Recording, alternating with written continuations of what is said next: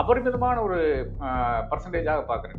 BJP கொடுத்துக்கின்ற அந்த rate என்பது 18%, அதாவது 3%, 4% இருக்கின்ற ஒரு கட்சிக்கு வந்து டபுள் ஆகும். இது பெரும் அதிர்ச்சியான ஒரு சர்வேயாக தான் இருக்கிறது. அந்த அதிர்ச்சி ஏனென்றால் அதிமுக மாதிரி ஒரு கட்டமைப்பு இல்லாத ஒரு பாஜகவுக்கு இந்த அளவுக்கு ஓட்டு வருகிறது என்ற ஒரு அதீதமான ஒரு விஷயத்தை வந்து வெளியிடுவது அது முறையற்ற ஒரு விஷயமா தான் பார்க்கிறேன். அதே ஒரு தருணத்தில் வந்து இது தமிழகத்தினுடைய முதல் கோதி மீடியாவும் மாறிவிட்டதாகத்தான் நான் காண்கிறேன். இது வந்து புதிய தலைமுறையினுடைய சர்வே என்றால் இது ஃபர்ஸ்ட் சர்வேயா இருக்கிறது. இந்த தேர்தல் சீசன்லயே தமிழகத்தில் இந்தியா லெவலியானாலும் சரி, தமிழ்நாடு லெவலியானாலும் சரி வருகின்ற முதல் சர்வேயா இருக்கிறது. அப்கோர்ஸ் தேர்தல் இன்னும் அனௌன்ஸ் பண்ணவில்லை. ஏப்ரல் மேபி செகண்ட் வீக் இல்லைன்னா தேர்ட் வீக்ல தான் தேர்தலே நடக்கும் என்று ஒரு நிலை இருக்கிறது. அப்படி இருந்தால் கூட இந்த சர்வேயினுடைய அதை டிஸ்கஸ் பண்றதுக்கான ஒரு முகாந்திரம் இருக்கு என்று நான் கருதுகிறேன். இதுல வந்து பாஜகவுக்கு மொத்தமாக இந்தியா லெவல்ல எவ்வளவு கொடுக்குறாங்கன்னு பாத்தீங்கன்னா 543 இருந்து அந்த அதுதான் மொத்த நம்பரா இருக்கிறது லோக்சபா கான்ஸ்டிடுவன்சிஸ். அதுல பாஜகவுக்கு வந்து 364 இருந்து 374 வரையான ஒரு இடத்தை வந்து இந்த சர்வே கொடுக்கிறது. காங்கிரஸுக்கு வந்து 50 இருந்து 55 கொடுக்கிறது. திமுகவுக்கு 29 இருந்து 31 இடங்கள் கொடுக்கிறது. அதே மாதிரி திரிணாமுல் காங்கிரஸுக்கு வந்து 13 இடங்கள் வெஸ்ட் பெங்கால்ல கொடுக்கிறது. ஒய்எஸ்ஆர் காங்கிரஸுக்கு ஆந்திரால வந்து 13 இடங்கள் கொடுக்குது. தெலுங்கு தேசம் கட்சிக்கு அதுவும் ஆந்திரால வந்து 11 இடங்கள் கொடுக்கிறது. டெல்லியில் இருக்கின்ற ஆம் ஆத்மி கட்சிக்கு டெல்லியிலும் பஞ்சாபிலும் அதிகாரத்தில் இருக்கிறார்கள், அவர்களுக்கு 5 இடங்கள். சமாஜ்வாதி கட்சிக்கு வந்து மொத்தமாகவே ஒரு இடம் தான் உத்தரப்பிரதேசத்துல கொடுக்குறாங்க. அதிமுகவை பொறுத்தவரை 4 இருந்து 6 இடங்கள் வரக்கான அந்த வாய்ப்பு இருக்கு என்று இந்த கருத்து கணிப்பு கூறுகிறது. கம்யூனிஸ்ட் கட்சி மார்க்சிஸ்ட் கட்சிக்கு வந்து 2 இடங்கள் தான் கொடுக்குறாங்க. அப்ப கேரளால வந்து 2 இடங்கள் தான் ஜெயிக்கிறாங்க, பாக்கி 18 இடங்கள் வந்து யூபிஏ ஜெயிக்கக்கூடிய, இல்லை என்றால் அங்க இருக்கின்றது யூடிஎஃப் ஜெயிக்கக்கூடிய அந்த வாய்ப்பு இருக்குன்றதான் வருகிறது. பிஆர்எஸ் நம்மளுடைய சந்திரசேகர் ராவனுடைய கட்சிக்கு வந்து 4 இடங்கள் கொடுக்குறாங்க. அப்போ பாக்கி யார் அங்க ஜெயிக்கிறாங்கன்ற கேள்வி இருக்கிறது. பிஜு ஜனதாதளம் வந்து ஒடிசால கம்ப்ளீட்டா காலியாகிற மாதிரி ஒரு சர்வே கூறுகிறது. ஒரே ஒரு சீட்டு தான் அவர்களுக்கு வருகிறதாக கூறுகிறார்கள்.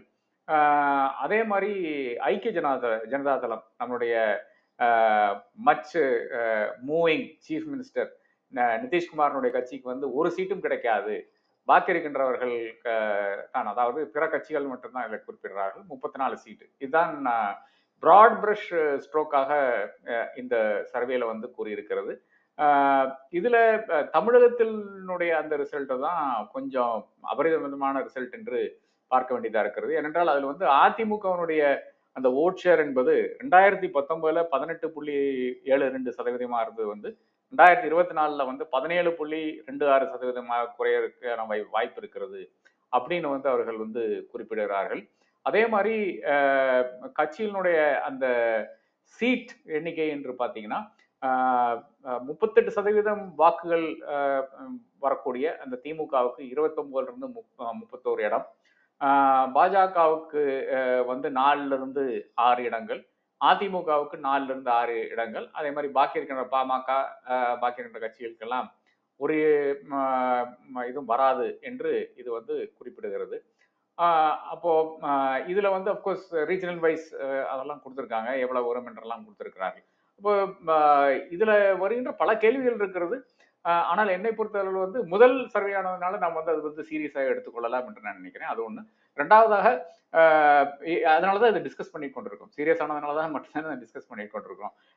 ரெண்டாவதாக இது அபரிமிதமான ஒரு பர்சன்டேஜாக பார்க்கிறேன். பிஜேபி கொடுத்துக்கின்ற அந்த ரேட் என்பது 18%, அதாவது 3%, 4% இருக்கின்ற ஒரு கட்சிக்கு வந்து டபுள் ஆகலாம் அடுத்த தேர்தலுக்கு. அது யூஸ்வலாக நாம் பார்த்துக்கின்றேன்னு பார்த்தீங்கன்னா ஒரு பெரிய ஒரு ஆன்டி இன்கம்பன்சி இருந்தால் கூட அந்த ஆன்டி இன்கம்பன்சியினுடைய விளைவாக அவர்கள் என்ன கருதுகிறார், அதாவது இங்க இருக்கின்ற அரசாங்கத்துக்கு, அதாவது திமுக அரசாங்கத்துக்கு எதிராக இருக்கின்ற ஆன்டி இன்கம்பன்சி இருந்தால் கூட அது அடுத்து எந்த கட்சிக்கு வந்து அது வாய்ப்பு இருக்கிறதோ அந்த கட்சிக்கு போகக்கூடிய அந்த இடத்துல தான் நாம் இதுவரை பார்த்திருக்கிறோம். அதுக்கும் மேலாக வந்து இப்போ வந்து அதை தாண்டி இன்னொரு கட்சிக்கு போகிறது, பிஜேபிக்கு போகிறது என்று வருகிறது. இதுல எனக்கு குறிப்பாக என்னுடைய அந்த எக்ஸ்பிளனேஷன்ல எனக்கு பல விஷயங்கள் வந்து புரிய மாட்டேங்குது. முக்கியமாக வந்து அப்ப பிஜேபிக்கு ஆன்டி இன்கம்பன்சியா இல்லையான்ற கேள்வி நிச்சயமா இருக்கிறது. அதாவது தமிழகத்துக்கு பல ப்ராஜெக்ட்ஸ் ப்ராமிஸ் பண்ணியும் அதெல்லாம் வந்து சேராத ஒரு நிலை இருக்கிறது. குறிப்பாக எய்ம்ஸ் தான் அதனுடைய ஒரு பெரிய ஒரு எக்ஸாம்பிளா இருக்கிற ஒரு ஃபிளாக்ஷிப் எக்ஸாம்பிள் சொன்னீங்கன்னா மதுரை எய்ம்ஸ். பசங்களை அட்மிட் பண்ணியிருக்காங்க. அவர்கள் வேற கல்லூரிகள் தமிழ்நாடு அரசின் கட்டுப்பாடு இருக்கிற கல்லூரிகளில் வந்து இப்போ படித்துக் கொண்டிருக்கிறார்கள். 50 ஸ்டூடெண்ட்ஸ் படித்துக் கொண்டிருக்கிறார்கள். ஆனால் அந்த எய்ம்ஸை பொறுத்தவரை அங்க ஒரு பில்டிங் கூட அது ஒரு நகர்வும் இன்னும் நடக்கவில்லை என்றதுதான் ஒரு பெரும் பிரச்சனையா இருக்குது. கோயம்புத்தூர் ஏர்போர்ட் எக்ஸ்பேன்ஷன் வந்து எவ்வளவோ காலமாக பேசிக் கொண்டிருக்கிறோம். தூத்துக்குடி ஏர்போர்ட் எக்ஸ்பேன்ஷன் வந்து பில்டிங் அங்கங்க கட்ட ஆரம்பிச்சிருக்காங்க. அதுவும் 5 வருடங்களாக ஒரு பெரிய ஒரு டெவலப்மெண்ட் இல்லாத ஒரு நிலை இருக்கிறது. டிஃபென்ஸ் இண்டஸ்ட்ரியல் காரிடார் மட்டும் அதிலும் ப்ரிலிமினரி ஒர்க் தான். எவ்வளவோ பேசினால் கூட ப்ரிலிமினரி ஒர்க் தானே வந்திருக்கிறது. அது மாதிரி பல விஷயங்கள்ல வந்து தமிழ்நாட்டு அதே மாதிரி ரயில்வே ப்ராஜெக்ட்ஸ் பார்த்தீங்கன்னா இதுவரை ஒரு சிக்னிஃபிகண்ட் ரயில்வே ப்ராஜெக்ட் ஒண்ணுமே இல்லாத ஒரு இடமாக இருக்கிறது. சிஎம்ஆர்எல் சென்னை மெட்ரோ ரயிலினுடைய எக்ஸ்பேன்ஷனுக்கு இன்னும் இசைவு மத்திய அரசிலிருந்து வரவில்லை என்று சொல்லி முதலமைச்சர் கூட ஃபியூ டேஸ் இருக்கிற கடிதம் அனுப்பியிருக்கிறார். அதற்கு இயர் மார்க்கெட் இது காசுன்னு பார்த்தீங்கன்னா மத்திய அரசாங்கத்திலிருந்து இன்னும் வரவில்லை. மாநில அரசாங்கம் தான் அதுக்கும் ஒதுக்கீடு செய்திருக்கிறது. அப்ப இதுல இவ்வளவு பிரச்சனைகள் இருக்கும்போது ஒரு பிஜேபிக்கு எதிராக ஒரு மனநிலை தமிழகத்தில் இருக்குமா இல்லையான்ற அந்த கேள்வி நிச்சயமா இருக்கிறது. என்னை பொறுத்தளவில் இருக்கிறது. அப்ப அது ரிஃப்ளெக்ட் செய்ய வேண்டும். அது ரிஃப்ளெக்ட் ஆச்சுன்னா நிச்சயமாக இதை விட கம்மியான ஒரு பர்சன்டேஜ் தான் வரும் என்று நான் கருதுகிறேன். எனக்கு இது சொல்றதுக்கு இன்னொரு காரணம் இருக்கு. அதோட முடித்துக் கொள்கிறேன். அதாவது நாம் 2021 வந்து எடப்பாடியினுடைய பெர்ஃபார்மன்ஸை பார்த்தோம். 2021 வந்து திமுகவா அதிமுகன்ற அந்த கேள்விதான் இருந்தது. அப்போ 10 வருடம் ஆன்டி இன்கம்பன்சி இருந்த அதிமுக அந்த அதிமுகவை எடுத்து கலைஞ்சிட்டு அங்க திமுகவை கொண்டு வர்றாங்க. ஆனால் அது ஒரு யூஷுவலாக தமிழ்நாட்டுடைய மெஜாரிட்டி வரும் இல்லையா, ஒரு சைடுக்கு கம்ப்ளீட்டாக கொடுத்து இன்னொரு சைடுக்கு ஒண்ணுமே கொடுக்காத மெஜாரிட்டி. அது நான் 2016 பார்க்கவில்லை, 2021 பார்க்கவில்லை. அப்ப 2021 இப்ப அதிமுகவுக்கு 60க்கு மேற்பட்ட சீட்டுகள் வந்து அங்க வரும்போது அப்ப மக்கள் முழுக்க முழுக்க அதிமுகவை புறக்கணிக்கவில்லை என்று நமக்கு மிக தெளிவாக தெரிகிறது. அதிமுக போனியாகின்ற ஒரு கட்சி தான் என்ற ஒரு இடத்துல தான் மக்கள் வாக்களித்தார்கள். அதுவும் வந்து குறிப்பாக பரவலான ஒரு அந்த பேட்டர்ன் பாத்தீங்கன்னா பல இடங்கள்ல ஜெயிச்சிருக்காங்க. இட் இஸ் நாட் ஒரு எடப்பாடியினுடைய ஜியோகிராஃபி என்று பாத்தீங்கன்னா வெஸ்டர்ன் டிஸ்ட்ரிக்ட்ல மட்டும்தான் அவர் ஜெயிச்சிருக்கணும், அப்படி கிடையாது. பரவலாக பல இடங்கள்ல ஜெயிச்சிருக்கிறாங்க. சில ஷாக் டிஃபீட்ஸ் எல்லாம் வந்திருக்குது திமுகவை பொறுத்தவரை. அப்போ இப்படி இருக்கின்ற ஒரு தருணத்தில் வந்து அவர்கள் மக்கள் ஒரு ஜஸ்ட் ஒரு 3 இயர்ஸ் டவுன் த லைன் இல்லைன்னா 2.5 இயர்ஸ் டவுன் த லைன் வந்து மக்கள் வந்து அதிமுக வந்து தேராது, பாஜகவுக்கு தான் வாக்களிக்கணும் என்று நினைத்தார்களா என்ற அந்த கேள்வியும் என் மனதில் இருக்கிறது. பதில் பேசுங்க. Right right. இப்ப கடைசியாக இப்ப இது பிரச்சனை தான். அதாவது அதிமுகவை பின்னுக்கு தள்ளுகிறதா பாஜக, அந்த கேள்வியை வைத்து பார்க்கும்போது நிச்சயமாக என்னுடைய மனதில் கிடையாது. அது ஒரு பெரிய ஒரு வியப்பான ஒரு சூழ்நிலை தான் அது உருவாக்கும் என்று நான் கருதுகிறேன். இதுவரை அதுக்கான ஒரு கிரவுண்ட்ல ஒரு மூவ்மெண்ட்டும் அப்படி நான் காணல. அதாவது ஏதாச்சும் இந்த மாதிரி ஒரு பெரிய ஒரு பிரச்சனை நடக்கும்போது நிச்சயமாக நம்ம கிரவுண்ட்ல அந்த மூவ்மெண்ட்டை பார்ப்போம்.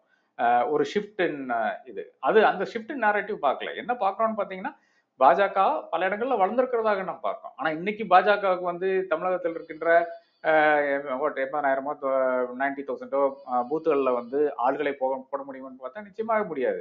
இன்னைக்கும் அந்த பலம் இருக்கின்ற கட்சிகள் வந்து இன்னைக்கு அதிமுகவும் திமுக தான். அந்த பலம் இருக்கும் வரை, அதாவது ஒவ்வொரு பூத்துலயும் வந்து எங்களுடைய ஆளுகள் இருக்க முடியும் என்ற அந்த கான்பிடன்ஸும் அந்த பலமும் இருக்கும் வரை நிச்சயமாக அதிமுக நம்பர் 1 பார்ட்டியா இருக்கும், இல்லைன்னா நம்பர் 2 பார்ட்டியா இருக்கும். அதே மாதிரி திமுக நம்பர் 1 பார்ட்டியா இருக்கும், இல்லைன்னா நம்பர் 2 பார்ட்டியா இருக்கும். இதுல மாற்றுக்கிறதே எடுக்க முடியாது. அது இருக்கும் வரை, பாஜக வந்து அந்த அளவுக்கு எஸ்டாப்ளிஷ் ஆகும் வரை நிச்சயமாக நீங்க இல்ல இது வந்து டெல்லி எலெக்ஷன், அதனால டெல்லி எலெக்ஷனா இருக்கிறதுனால பிரதமருக்காக ஓட்டு போடுவாங்கன்னு பாத்தீங்கன்னா நிச்சயம் அது பிரியன் சொல்ற ஒரு விஷயம் தான். அதாவது there is an anti Modi vote in Tamil Nadu. அது அண்ணாமலைக்கு ஒரு பாசிட்டிவ் ஓட்டா இருந்தா கூட, பல இடங்கள்ல இருந்தா கூட அது வந்து நிச்சயமாக ஒரு வேளை அண்ணாமலையினாலே 2021 ஜெயிக்க முடியலை என்று நாம் மறந்து விட முடியாது. 2021 இருந்து அவ்வளவு பெரிய ஒரு இமேஜ் மேக் அவர் ஒன்றும் வரவில்லை அவரை பொறுத்தவரை. இந்த இன்க்ளூடிங் என் மண்ணல் என் மக்கள் அந்த யாத்திரைன்றது ஆரம்பம் மிக மிக நன்றாக இருந்தது. அதிமுகவினரே போய் கலந்து கொண்டார்கள். அதன் பிறகு பார்க்கும்போது இட் லாஸ்ட் டீம். இவரை நிறுத்தி வச்சார், டெல்லிக்கு போனாரு, வந்தாரு, அதுக்கப்புறம் கொஞ்சம் பஸ்ல போக ஆரம்பிச்சாரு, அதன் பிறகு இறங்கினாரு. அப்ப டுவர்ட்ஸ் த எண்டு பாத்தீங்கன்னா அது ஒரு அப்படியே ஒரு ஃபிசில்ட் அவுட் யாத்திரை மாதிரி தான் இருந்தது. அது ஒரு பெரிய ஒரு எழுச்சிக்கான யாத்திரை. இப்போ வைகோவனுடைய வாக்கு இருந்தது இல்லையா, கன்னியாகுமரியிலிருந்து சென்னை வந்த வாக்கு, நடுவுல வந்து சென்னையில வந்து மரீனா பீச்சில் நடந்து கொண்டிருக்கிற அந்த வேலையில வந்து ஜெயலலிதாவே அதனுடைய வண்டியை கான்வாயை நிறுத்தி அவரை போய் கிரீட் பண்ணாங்க, முதலமைச்சராக இருக்கின்ற அந்த தருணத்துல. அதோட அது ஃபிசில் அவுட் ஆயிடுச்சு ஜெயலலிதா போய் மீட் பண்ண உடனே. அத அந்த மாதிரி பல தருணங்களை நான் பாக்குறது இது பாத்தீங்கன்னா ஒரு பாரத் ஜோடோ யாத்திரை எல்லா கட்டத்திலையும் வந்து அந்த ஒரு இன்ட்ரெஸ்ட் அவரால் வந்து அது நிலைநிறுத்த முடிஞ்சது. த்ரூ த 3500 கிலோமீட்டர் அவரால் முடிஞ்சது. அது எப்படி முடிஞ்சதுங்கிறது வியப்பான ஒரு சூழ்நிலை தான். அதுதான் தட் ஆல்சோ ஷோஸ் காங்கிரஸ் இன்னைக்கும் அந்த கிரவுண்ட்ல ஆட்கள் இருக்காங்க என்று அதனால தெரிகிறது. அது காசு கொடுத்தாலும் சரி, காசு கொடுக்காட்டாலும் சரி, அது that's a different thing altogether. But என்ன இருந்தாலும் 3500 kilometres from Kanyakumari to Kashmir, Srinagar வரை வந்து காங்கிரஸுக்கு ஒரு கட்டமைப்பு இருக்கிறதாக தெரிகிறது. அப்போ இந்த 50, 55 என்பது கொஞ்சம் கம்மியான ஒரு நம்பராகத்தான் இருக்கிறது. அட்லீஸ்ட் ஒரு 90, 100 கொடுத்தா கூட ஒத்துக்கொள்ளக்கூடிய ஒரு இடத்துல தான் இருக்கிறேன். காங்கிரஸினுடைய ஸ்ட்ரென்த் இன்னைக்கு வந்து அவ்வளவுதான் இருக்கிறது என்று தான் கருதுகிறேன். அப்ப என்னை பொறுத்தவரை வந்து இது பெரும் அதிர்ச்சியான ஒரு சர்வேயாகத்தான் இருக்கிறது. அந்த அதிர்ச்சி ஏனென்றால் அதிமுக மாதிரி ஒரு கட்டமைப்பு இல்லாத ஒரு பாஜகவுக்கு இந்த அளவுக்கு ஓட்டு வருகிறது என்ற ஒரு அதீதமான ஒரு விஷயத்தை வந்து வெளியிடுவது அது முறையற்ற ஒரு விஷயமா தான் பார்க்கிறேன். அதே ஒரு தருணத்தில் வந்து இது தமிழகத்தினுடைய முதல் கோதி மீடியாவும் மாறிவிட்டதாகத்தான் நான் காண்கிறேன். நன்றி.